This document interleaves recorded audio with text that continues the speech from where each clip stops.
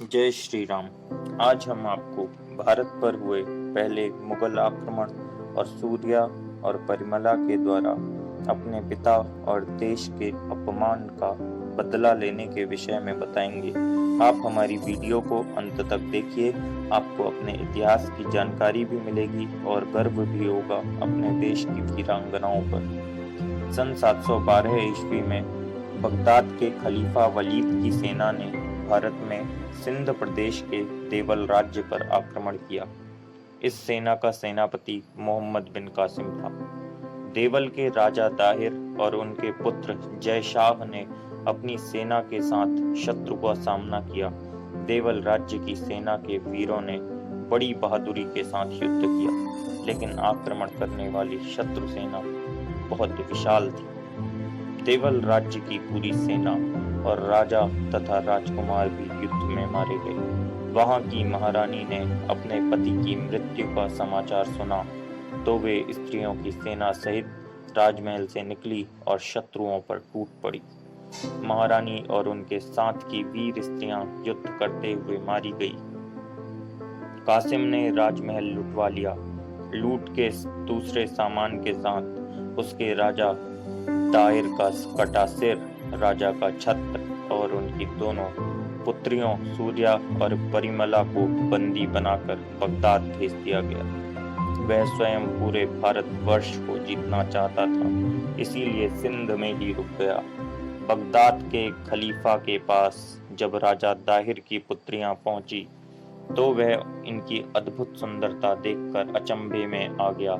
उसे लगा कि स्वर्ग से अप्सराएं आ गई हैं। उसने सूर्य कुमारी से विवाह का प्रस्ताव रखा।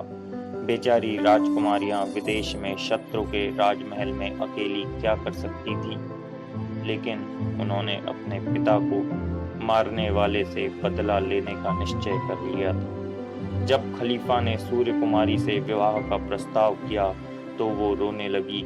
उसे रोते देखकर खलीफा उसे चुप कराने के लिए उसकी ओर चला। सूर्य कुमारी पीछे हटी और बोली, खलीफा, हमें मत छूना। तुम्हारे नीच सेनापति मोहम्मद बिन कासिम ने हमें अपवित्र कर दिया है। खलीफा ने यह सुना तो वह क्रोध से कांपने लगा। उसने उस समय अपने दूत भारत भेजे और यह आज्ञा दी कि मोहम्मद बिन कासिम को जीते जी सूखी खाल में सिल दिया जाए और उसकी लाश मेरे सामने हाजिर की जाए। खलीफा के दूत भारत आए। मोहम्मद बिन कासिम ने बहुत प्रयत्न किया कि वह जीवित खलीफा के पास पहुंचे और अपने को निर्दोष बता सके, किंतु उसकी बात किसी ने नहीं मानी। वह सूखी खाल में जीते जी सिल दिया गया। सूखी खाल के बोरे में सीने पर मोहम्मद बिन कासिम तो मर ही गया था, उसकी लाश उस बोरे में बगदाद पहुंचाई गई। क्रोध में आकर खलीफा ने उस पर कई लातें लगाई। इसके बाद खलीफा अपने महल की छत पर गया। वहां उसने सूर्या और परिमला को बुलाकर बताया कि मोहम्मद बिन कासिम की लाश चमड़े के बोरे में सिलकर नीचे दरबार में पड़ी है। सूर्य कुमारी ने कहा, ठीक है, हमने अपने पिता को मारने और अपने देश को लूटने वाले से बदला ले लिया। जब खलीफा को मालूम हुआ कि उसके सेनापति का कोई दोष नहीं था, तब उसने अपना सिर पीट लिया।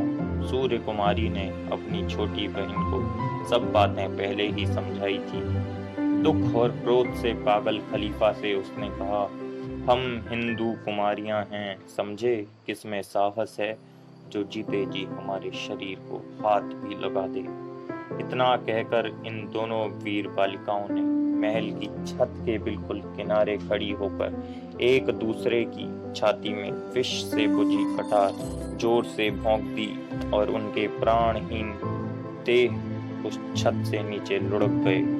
खलीफा भारत की लड़कियों की यह आश्चर्यजनक वीरता देखकर ऐसा घबराया कि वहीं सिर पकड़कर बैठ गया। धन्य हैं ऐसी वीरांगना हैं।